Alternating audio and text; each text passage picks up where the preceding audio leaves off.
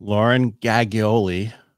Thanks for coming on the Inner Edison podcast. Did I get it close at all? You did. Gaggioli. But Gaggioli. who's counting? Gaggioli. You got the right rhythm, which is really the hardest part. Well, unless we're rolling R's, which I can't do, so I think that's okay. Yeah. My Spanish is horrible when it comes with R's. You just can't roll them. Yeah. Because we were talking beforehand, you were from Orange County, I was from San Diego, and we'd go to Mexico like nobody's business because it's right there. Right there. You know? You can be in Cabo in no time. Yep. Yeah. All right. So now you're in Seattle, and we don't hold that against you. We love it. We love it. It's beautiful up here. As long as you like it, that's all that matters. Yeah. You know, everybody has these things. I tell people when you leave California, there's stuff you have to deal with that you never had to deal with in California. Weather. Yes. Yeah. It's not just 70 and sunny all the time. It's not that way down here, but in Orange County it was. I mean, yes. It would get hot and then it cool off by the evening because the breeze come in. So I'm in the Central Valley. So we do get that, but that hits us around 8, 9 o'clock at night. Not the same way. Like down there, you'd be going, oh, it's so warm. Oh, I need a sweater. Coastal breeze. Yeah. Now I need a sweater. It's so cold. All right. Enough about locations. All right. So, yeah, you have a lot. You started a business when you're young. You've done a lot of things. How far back do you want to go? I don't want to go all the way back to your ACT training, when you're doing your coaching. Yeah. Yes. I'm just saying that was really my first business, right? Yeah. Yeah. So, I kind of was always entrepreneurial, even as a kid. Like I was always coming up with business plans. I don't know why anybody didn't put their finger on it and go oh, she keeps making businesses, but it's no surprise that I ended up an entrepreneur. I'm rather type A. I like to control things and I'm pretty creative. So, sort of like the melding of those two things, I think really lends itself to entrepreneurship. And so I started in-home tutoring and was working with a large company, realized I liked it and was outpacing my tutoring peers with my kids' results. And I went, well, maybe I can do this on my own. And so I did that. And then one of my clients is actually kind of big in the online space. He's always had a hand in the entrepreneurship side, even though he is a lawyer and practices trial law in Orange County. And I came down from tutoring his daughter one day and he was like, why aren't you on Twitter? What? I serve this tiny geographic area. Why would I get on Twitter? Well, he was right and opened my eyes to the fact that I could have an online business, an online presence, and help me understand that. And so that's how I got into online tutoring. And what do you still do that now, or what do you do now? I don't. So I exited that company. I have some qualms with the way. Let me back up. When you say you exited that company, usually that means you sold something. Yes, I did. Okay. Yep. So in 2021, so I started in 2014, went online with asynchronous courses. And then in 2021 was not really loving the way that college admissions was going, sort of the doublespeak around the tests. And I saw a lot of kids opting not to test and not realizing it was having an impact on how much financial aid they could get. Because of the way that colleges were marketing it, they were trying to up their submissions and their application numbers, and they were not opening more seats, and they were not giving financial aid necessarily to students who hadn't tested, even though they were accepting applications from students who hadn't tested. And so I saw a lot of kids kind of caught in the crosshairs of that. And after COVID and a lot of the things that were going on with the doublespeak around that and how the test makers were controlling that conversation as well, I just didn't love it. And I said, I think I need to get out of this because it's not really my passion. It was a great sandbox to learn how to take a skill I already had and put it online. But I decided that it was time to move on. And so now I help entrepreneurs with SEO, which is far more in alignment with who I am and what I love. Yeah, for most of that sounds boring. Yeah, well, I taught SAT the whole and content, ACT, so I know that whole thing about how the school stopped doing it. Now you got to do it again. You got to start testing again. Yeah. Yeah. Well, we knew it was coming, and that's the Oh, of course thing. we did. Like, Yeah. my It's in-laws all keep it reading was me the all Wall Street Journal, politics. Yeah. and they're like, "Hey, like, they're bringing them back." I was like, "Yes, I am not surprised." Well, you probably don't have a no compete, so you could always start it back up. I could, I wouldn't want to. Didn't get out of it because I thought the tests were not important. I got out of it because I didn't love helping kids with the tests or trying to convince them that the tests were important when the colleges they're applying to were saying the exact opposite. I knew that at some point the pendulum would swing again, and I would be sitting there going, I've been beating my head against a wall saying this for years. But the reality is, like, I homeschool my kids. I think my view of education has shifted in moving that direction, and I don't know what the future holds for education in our country. And so, for me, I was like, this just isn't in alignment with the kind of news I want to keep up with. Right? I would rather help people build their businesses and build their passion and get found, and that is far preferable to How'd me. you find your why? Mm. I built my own lifeboat here. So I actually have a course called Big Y Life, and I built it because I was helping these students get into college, and a lot of them didn't know why they were going. And so it's very hard to commit to taking the tests to, like, jump to the next stepping stone of going to college when you don't know where that's headed or what that's leading towards. And not that a teenager should be able to say with absolute certainty the precise thing they want to do for the rest of their life. I felt that we don't explore that enough with our children, and that their innate sense of who they are is kind of, that idea of exploring that is pushed aside in favor of, you got to get this done and that done, and dot the i's and cross the t's and send in the application, and then we'll figure out who you are. And I think that's totally cart before the horse. So I created Big Y Life to help students become more in attunement with who they are and what they do and what they want to do and the direction they want to head, sort of their compass setting, so they can at least start heading along a reasonably aligned vector, right? We might have to course correct down the line. That's just life. But if we can at least start moving in a direction that feels in alignment with who we want to be in the world, then that is going to be far preferable to, like, walking, 10 clicks that way and going, wait a minute. I'm on the exact wrong course.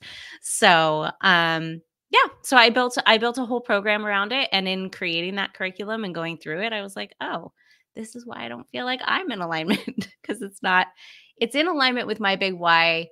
It was, and now that I see the forest for the trees, I need to do a little course correction myself.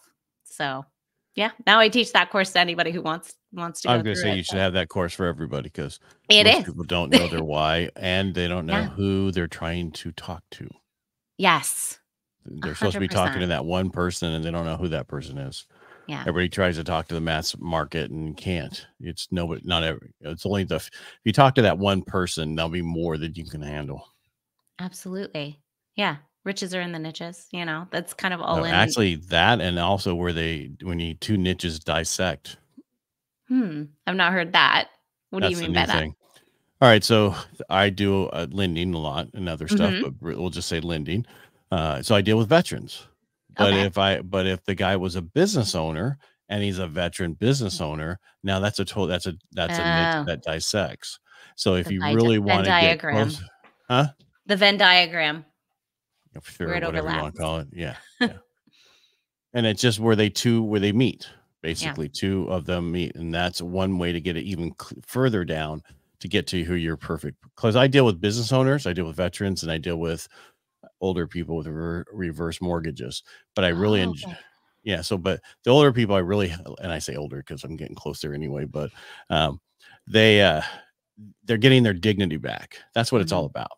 Yeah. Veterans, it's just they gave, I, like myself, we serve our country. It's one of the things that we get. But business owners, it's a totally different niche also because how we look at it totally different. But Yeah. a lot of veterans are business owners. People don't realize that. So, Yeah. because our attention to detail and our SOPs that we created because we had to deal with them in the military is most civilians, as use that word loosely. I only use that usually around veterans. And they never had, they don't understand the same thing. We have to have it. If that person's gone, you have to somebody has to be able to come in, sit down, read, and be able to go. You don't have all this training like we have out in the regular world. Yeah. So, but this is not about me.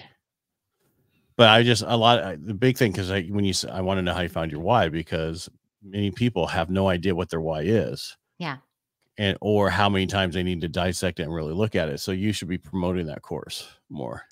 Thank you. I find it's a hard yes for people because what you get out of it feels nebulous. I know it matters. And when I can tie it to something like you will write your college admissions personal statement so much more quickly and with more resonance, that is like a clear value. But I find that for a lot of us who feel lost as adults and don't have like a clear assignment that we have to go tackle, it can be one of those courses that just, it's like sounds great, but the actually doing it ends up being a bit of I would forget the kid stuff for now folks. and focus on, because you say you help business owners with the SEO. Mm-hmm. Well, you can do SEO, but what if they're doing it to the wrong client? Yeah. So they need to know their why and who they're trying to meet first. So if I was you, and I would tell them, okay, you got to take this course first, then I can help you with your SEO. And when they say, what are you talking about? Well, if we're going after the wrong person, if you don't know who your why is, I can't really help you to the best of your ability. Yeah. But that's just my take on it. I'm sorry.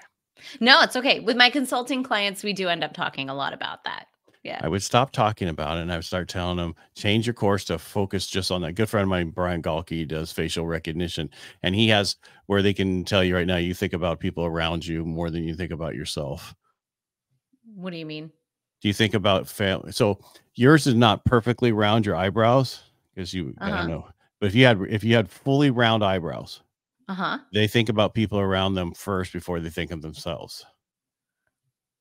If your eyebrows are straight, it's like, get straight to the fucking point because I don't have time for you. If it's angled a little bit, it's like, okay, they got to figure out the angle before they can tell other people. But the big thing is if you look at people's eyebrows and if they're rounder, they think about everybody else before they think of themselves. So if you're trying to sell them something, you would talk about it, how it affects other people around them more than it affects them. If you're talking to somebody with straight eyebrows, you better get straight to the point right away or you're going to lose them. Oh my gosh. Yeah. So it's called subtleskills.com.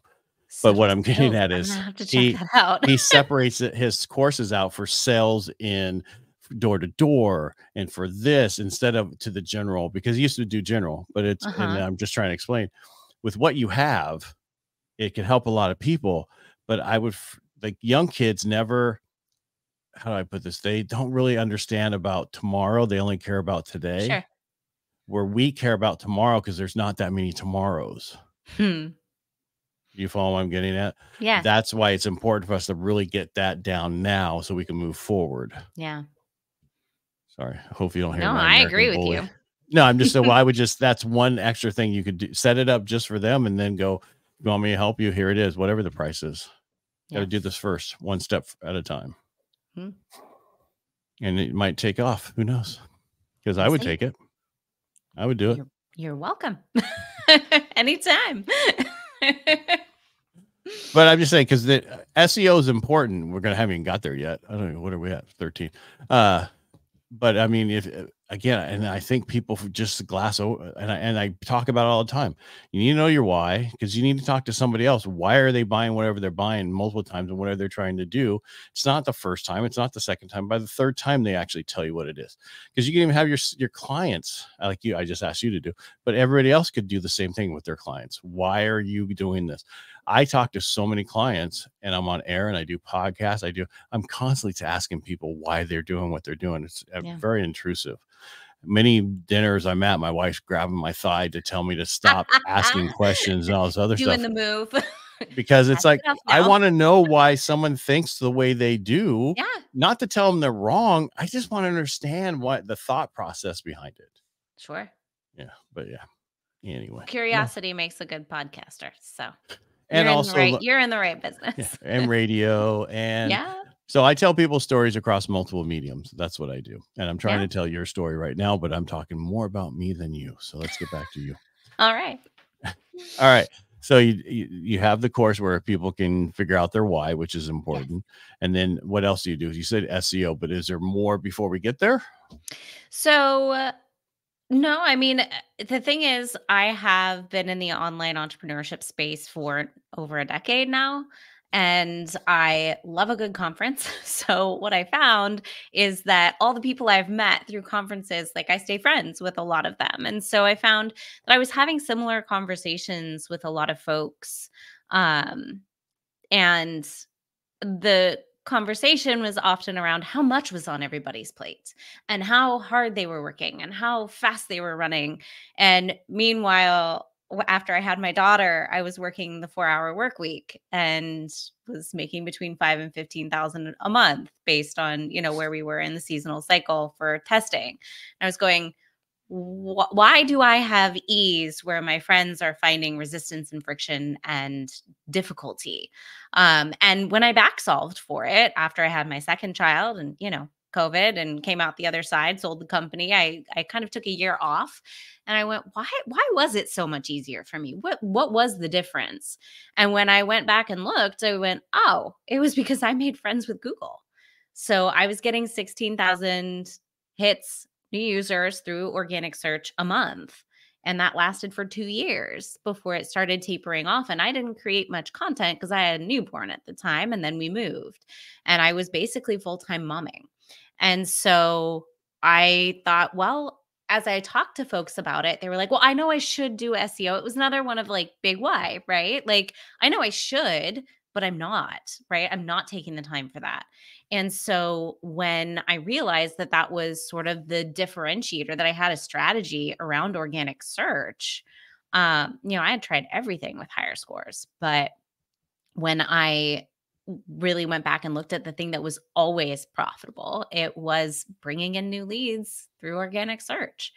And so I've codified that and put it into a course, and that's the organic marketing ecosystem that creates a closed loop. It's built on the foundation of timeless SEO best practices and principles, but it is bigger than that. If you're looking to grow your list and you want to understand the difference between a transactional intent query and an informational intent query, meeting those queries with the intention that was put behind them by your ideal client, then you can actually offer up the right information at the right time, and Google can alley-oop you because that's his whole gig. Like, that's all he does is matchmake folks all day long, and he does it for free. So I realized that that was a huge differentiator for me. And once I kind of back solved and put all the pieces together, I realized I had been working a system. You speak to SOPs, like I'd been working in a system around this that I hadn't even realized I was working until I went back and kind of looked at it through the rear view mirror. And so that's not what I'm teaching folks forward looking and trying to help them as they put in sort of more of those intentional practices around content creation in their business, because so many of us are just bleeding out energy in all the directions, right? We're doing this on social. There's boom and bust algorithm hacking going on. It changes all the time. And there's something exciting about that, especially to those of us who are creative and productive and love content creation. However, at some point, we built our business to live a full life. We didn't build our business to build another job. And so if we want to be able to step away and have fallow seasons and rest, then we need to still have the engine that's driving our business forward running, even when we ourselves have stepped away. So what are the biggest things people don't do with the SEO that you're just talking about? Oh my gosh. The biggest thing because is you can give, just so you know, you can give everything away for free. People will still call you and have you do yeah. it. No, I'm well aware. That's because a lot of people are like, well, I can't share that. No, you don't understand. The more you share, the more they come to you, because they're not going to do it now. They're not going to do it if you tell them how to do it. Yeah. Because they're already busy. They need somebody else to take it off their plate. It's just, and I would give an example. I had somebody handling all my social media and all my stuff and cutting it. And then I got to a point where I didn't like what they were doing, a lot of stuff. And so I took it over myself just for a short period of time to see how I could do things differently. And I'm the one that created viral videos. I'm the one that created all this other stuff. Mm, And now I'm looking for somebody to take it over. But the problem is nobody has the same thought pattern as I do. right. And so for what I know, because I had people, they'd create stuff. And I'm like, oh, that's nice and everything, but that's not what somebody, what is the pain points that people have that you're solving? What is that? Yeah. And people don't think about that. Yeah. No, you're absolutely right. So I think the inherent difference between, and I think this is an important precursor to what you're asking, the inherent difference between something like social and SEO is that when people have a problem that they know they need to solve, they go to Google and ask the question. And the play on social is to run into people when they are interested in like what you're offering potentially. And so trying to find the right person who's ready to say yes to you, either as a client or joining your community or whatever it is that you offer, you have to understand the play on social is one of basically luck, right? Like I found you at the right time. I had a 24-hour life cycle on this piece, or 72 hours. We're seeing things pop up late now, but it's a shorter play. Whereas I can write a really killer blog post today that when somebody types in, why do I need SEO for my small business? That can be found in a year and a half by the person who has that question right when they have it. And so they're already in a mindset to explore that topic, and I can meet them with information and help them understand why it matters. And so there's an inherently different play, and you're meeting people right when they are interested in what you have to offer, which I think is really valuable when you start to think about the buyer's journey. Now, with regard to how most people are creating their websites and what they aren't doing, the first thing that they don't understand is that you can find the data around what people are searching for free online. So Ahrefs has a free keyword generator. So if you search Ahrefs, that's the name of the company, and then search keyword generator, you can type in any query and they will tell you how many people are typing that into Google every month and how hard it is to rank for that particular query. And when you start to see the numbers, like I had a client who realized he was talking about recurring income and nobody was searching that. People were searching recurring revenue. So just right there, by shifting his language, even if he doesn't rank for the term recurring revenue, when people come to his site and he starts talking about recurring revenue, that ability to create the know, like, and trust factor, because he's mirroring back their language precisely, is already significantly improved. Because all you need to do with your website is to roll out the red carpet, create a bridge from a person with a pain point to the solution you offer. You have to walk them through the steps. And based on what they search, it's going to be a different timeline for that process. But you can actually create that affinity and then invite them to the next right thing, whether it's to join your email list for a free resource, to purchase something, whatever the case may be. And so most people don't know that that data is out there.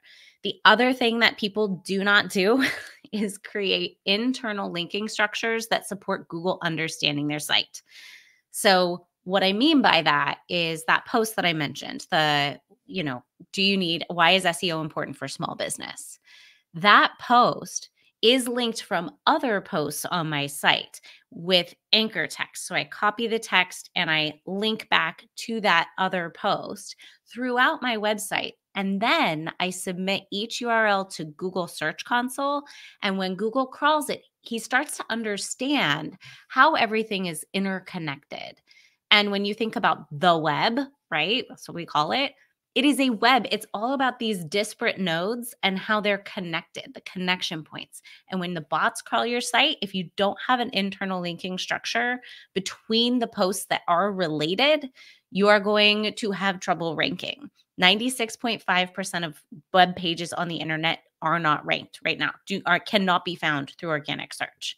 And so it's incredibly important that we level up at least one thing on our site. And just by interconnecting the pages on your site and submitting those URLs to Google Search Console, you automatically put yourself in position to be in the top 3.5% of web pages. When you submit your URLs, what do you mean by Yes. submitting that?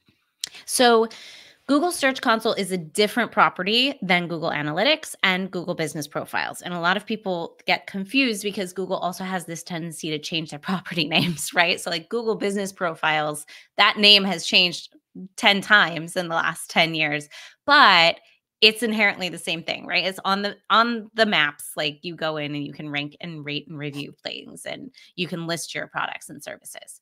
Google Search Console is how you can, at the domain level, like verify your website. You basically go in and then you can get a text file, put it into your DNS for your website hosting. If you look this up, how to submit my website to Google Search Console, you will find instructions, because Google's really good at his job and he ranks for such instructions. But essentially, it's raising your hand and saying, hey, Google, crawl my site. So if you have always have wondered, like, I know what I do and my site isn't showing up in Google search. Like if you go and you search your website URL, right? Not just the name of your website or your own name, and your website doesn't show up, you're likely not in Google Search Console.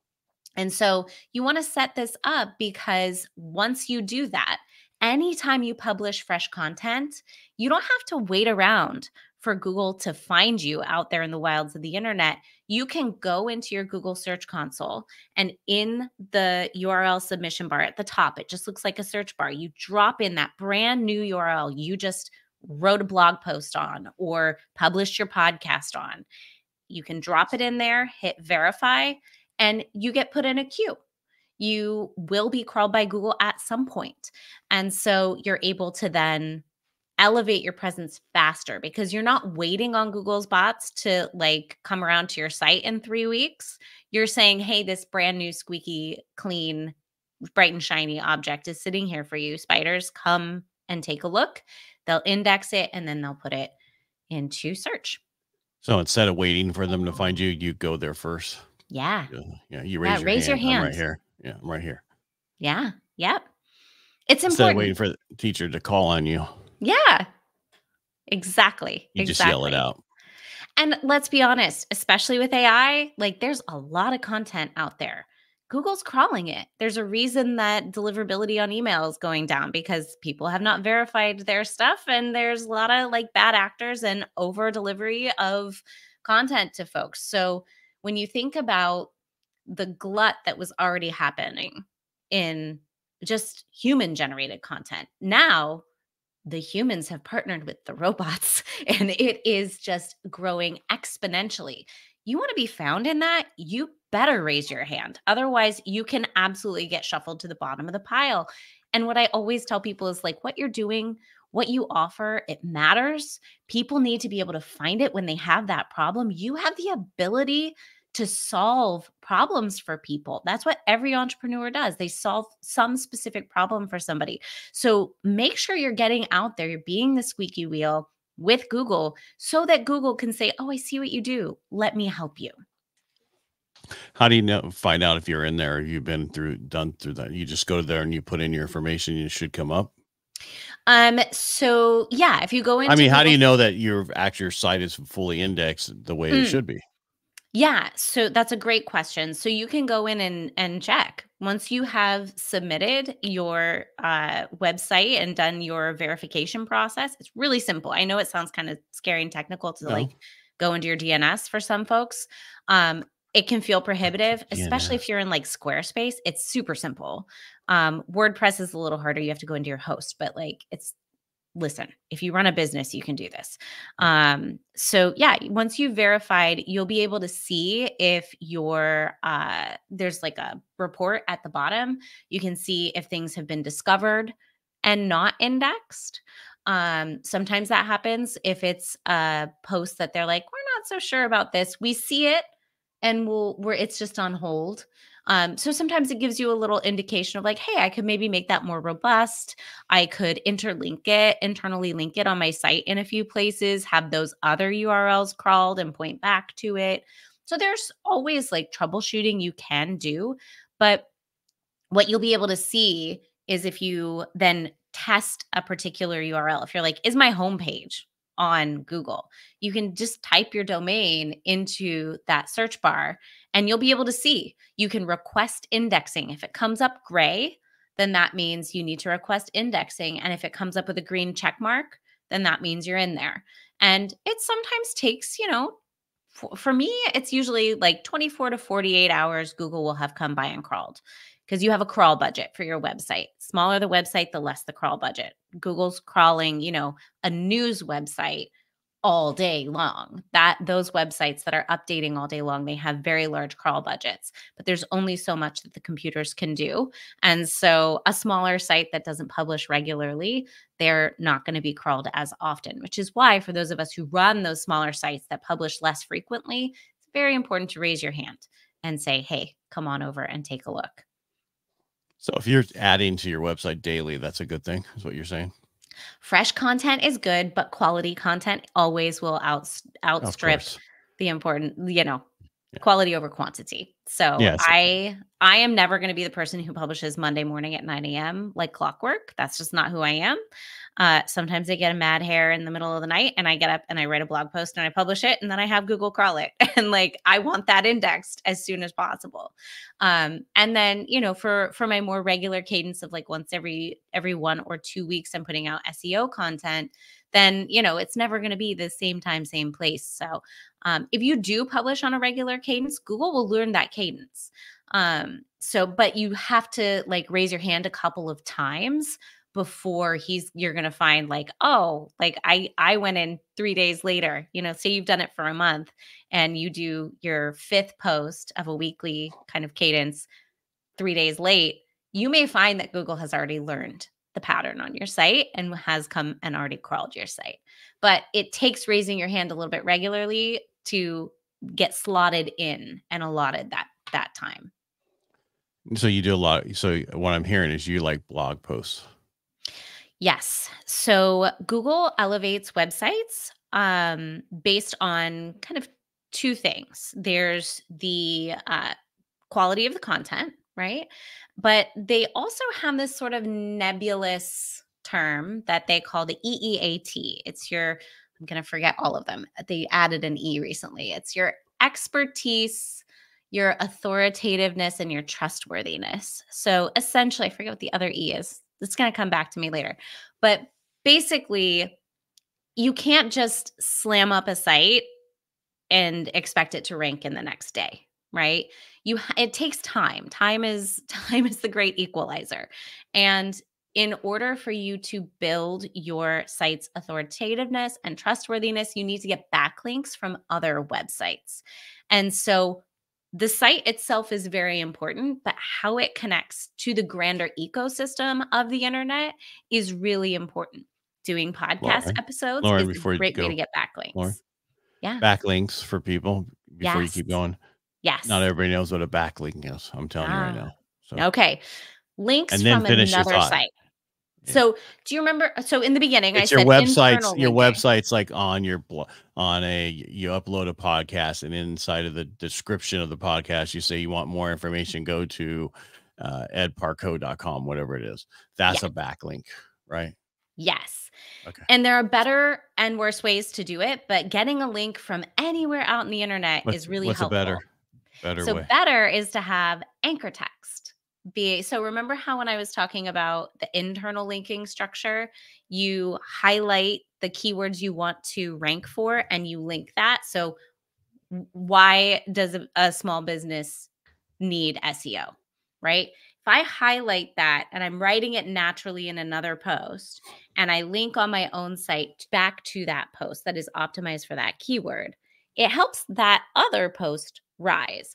Well, the same thing is true for backlinks from other websites. So for example, most podcasters, and this is fine, it's great to get it. Most podcasters will say, Lauren came on my show. You can find her at laurengaggioli.com. right? And then they'll Mhm. just highlight laurengaggioli.com.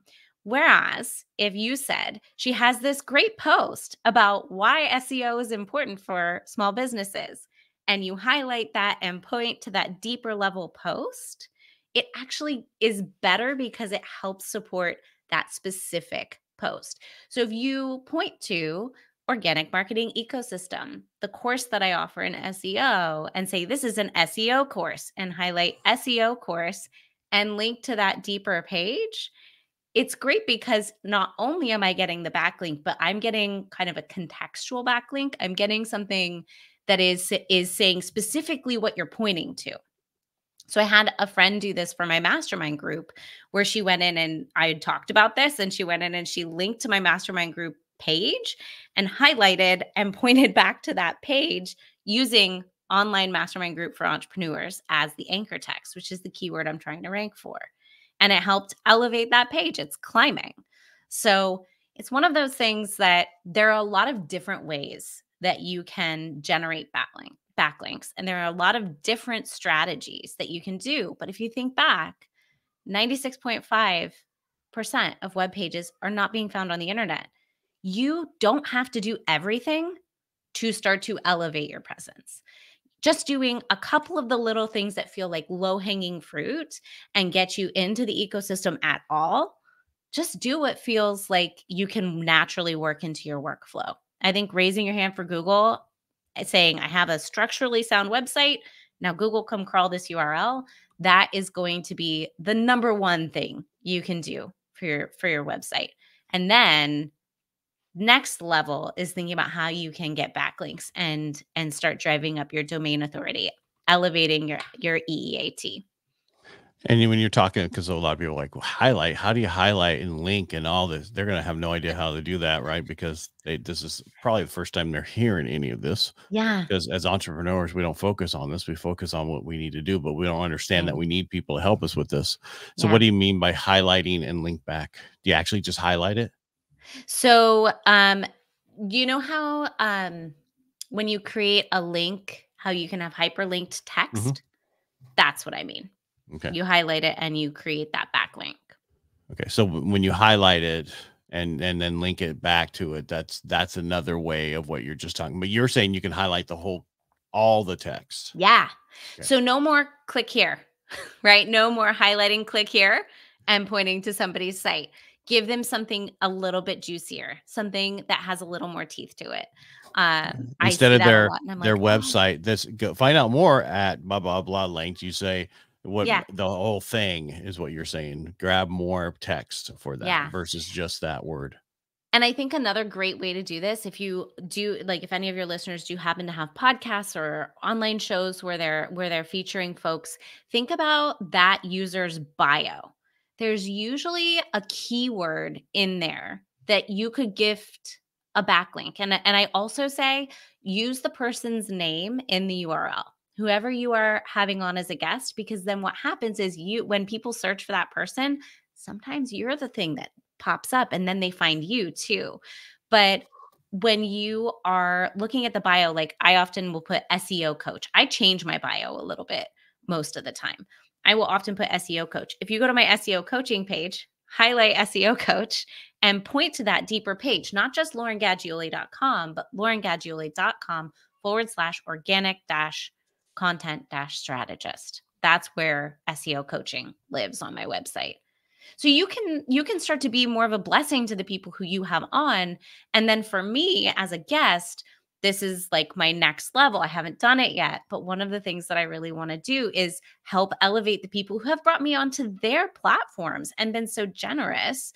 I want to start generating blog posts out of those individual interviews so that when people are looking for like, hey, where has Lauren been featured? I can say, hey, go over to Ed's website. It's amazing. He does a lot of great stuff, especially if you're a veteran and you need help with financial services. He's a great resource for you. And we can point people there. Right. Mhm. So it's a really, I always call it the virtuous cycle, right? Like we can help lift one another. And if you get enough people who know enough about SEO helping each other, then that rising tide lifts all ships. Gotcha. Well, when you were talking about when, people search for you, bring up other people. Well, it's funny because Brian Galky, the guy I was telling you about, Yeah, when yeah. he first so he was working corporate and he was building his business. I Uh-huh. had him on so many different podcasts because I thought it was amazing what he did.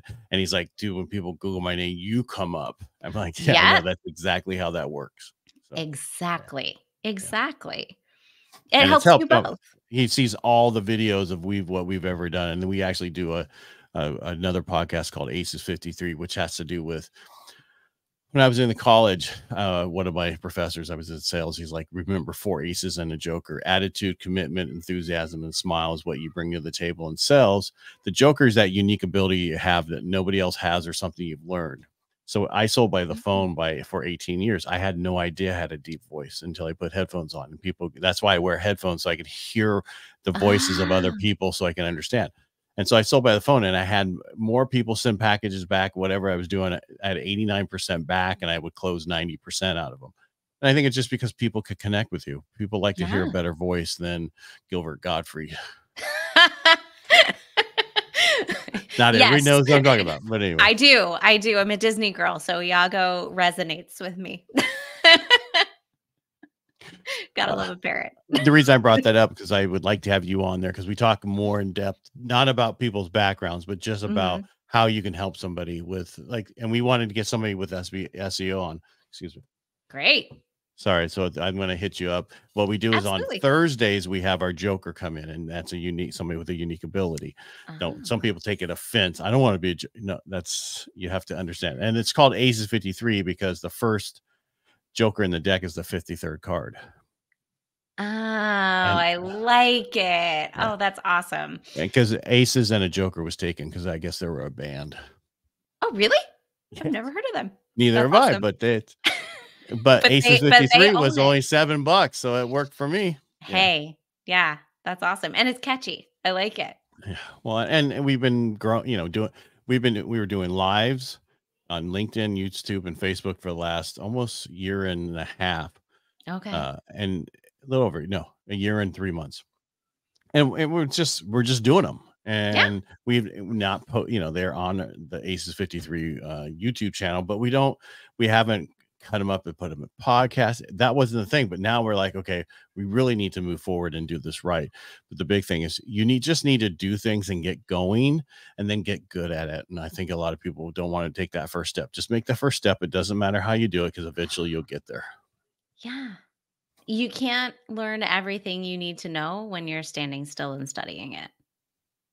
Sometimes you just gotta move. It's a fine art, right? Like, sometimes you do need to stop and learn more. It's knowing which way you're tipping and what's gonna serve you in a particular moment.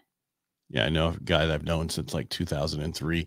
He came across one of my cut ups that was on one of I think Instagram or one of the reels. And he's like, dude, you're so smooth. You're this, you're that. And I'm like, yeah, that's why when people ask, why do you do so many lives? Why do you do so much? Just to get really good at it. I Yeah. still by myself, I'm not the greatest, but with somebody else, because I'm focused on them. But for myself, I'm okay. But when I'm talking to other people, getting their story out, that's what I really care about. So I love that. Well, it shows.